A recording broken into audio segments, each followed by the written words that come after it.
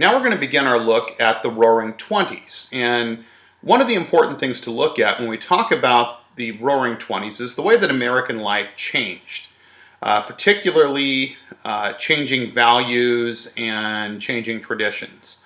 And one key to that were the changing role of women. During the course of World War I, many women took on jobs that had previously been held by men. Men left their jobs to go fight in the war effort, and many new factory jobs were created. Women began to fill those roles, and as a result, the 19th Amendment was ratified just after the war in 1919, granting women across the United States the right to vote. And in fact, some women even began to take on new roles, including holding public office. But women, on average, voted about as much as the men in their lives. Also, many new women entered the workforce during the 1920s. So, kind of coming out of this period where they have expanding rights, many women began to seek new jobs, although mostly they worked in low-paying professions. Still, women attended college in greater numbers, and in the 1920s brought a shift in many people's attitudes towards men's and women's relationships, as the rules defining female behavior were beginning to change. Women still had primary responsibility for caring for the home, and most still depended on men for financial support. More, however, sought greater freedom and equality. So, changes were coming. Yes, our society has changed a lot more since then. I mean, at that point in time, women usually either lived at home, where they were supported by their parents, like typically their fathers, or they would move out and when they got married. And so there weren't a lot of women really that were self-sufficient financially, and that also was a justification for why women typically were paid less than men. Over the years, a lot of that has changed. Now many women will live independently at some point in time in their lives, and women have closed the pay gap some. They've certainly made huge gains, although they have not completely closed the pay gap. But we've seen a big change, and this change really kind of started with more women entering the workforce during the 1920s. And so I mentioned the role of the flapper. The flapper was kind of really represented the young females of the time period, particularly in the city. That's where you tended to see flappers. Flappers were kind of the young, rebellious girls who challenged the social norms that were held for women. They began to cut their hair shorter. They began to raise their hemlines. They began to drink and smoke and wear makeup and go to bars, which previously had something that was only really acceptable for men to do. But in the 1920s, many women did begin to enter, particularly at that point in time, because the 18th Amendment had barred the manufacture, sale, and transportation of alcoholic beverages.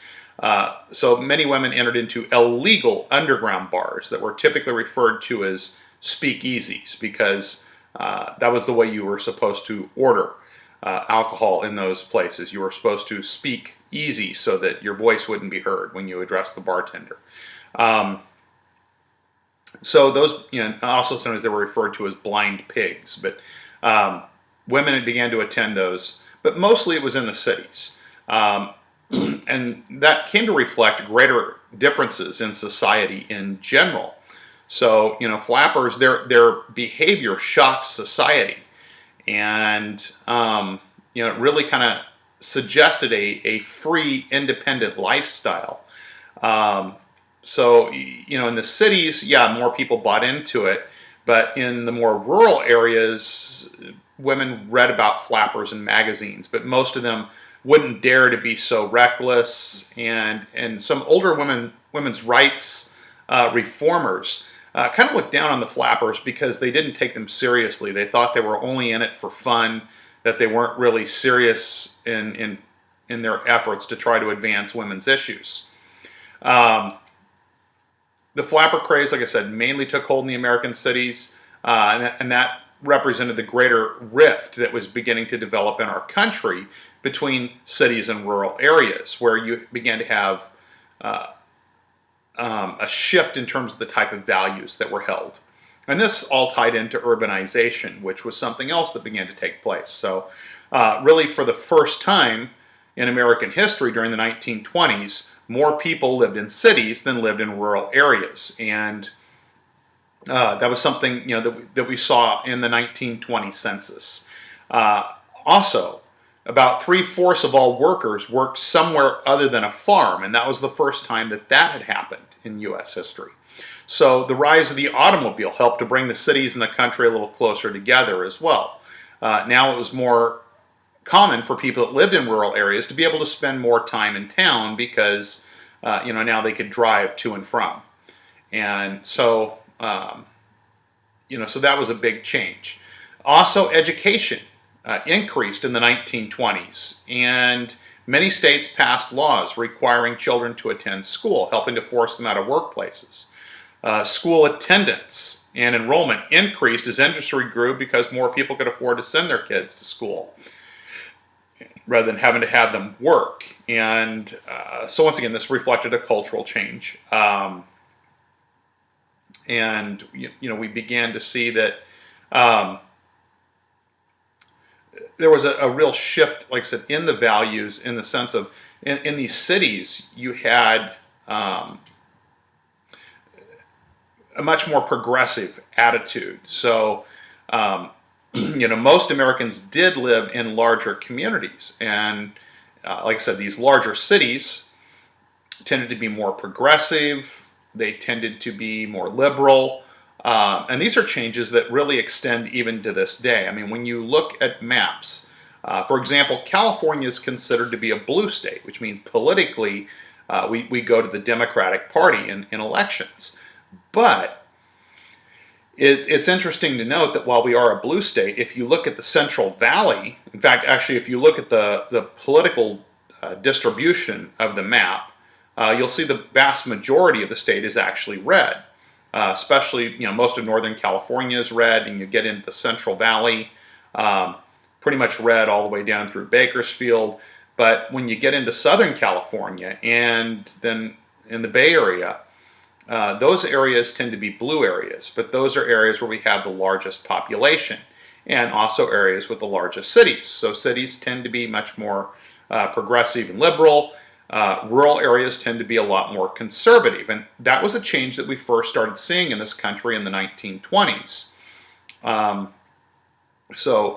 rural America represented the traditional spirit of hard work, self-reliance, religion, and independence, and cities represented changes to those values that, just like many conservatives find those changes threatening today, they found them threatening in the 1920s.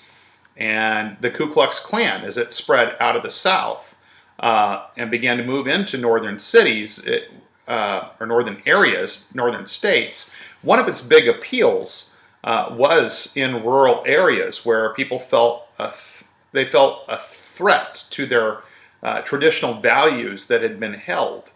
And so, many of them kind of embraced this as a way to fight back against what they saw as society changing in ways that they felt were not positive. And of course, we looked previously at the Klan's membership in an earlier lecture, but the Klan grew and began, instead of just targeting African Americans, it broadened who it was targeting to include Catholics. It included Jews. It included all immigrants. Pretty much anybody that wasn't a white Anglo-Saxon Protestant was a target of the KKK during this time period. And in the 1920s, the Klan focused on influencing politics. And they did have some pretty good success. Their membership was in the millions in the 1920s. And they had many members in states like Indiana, Illinois, and Ohio. But the membership declined in the late 1920s because of a series of scandals affecting the Klan's leaders. And we looked at a lot of that in a previous video as well.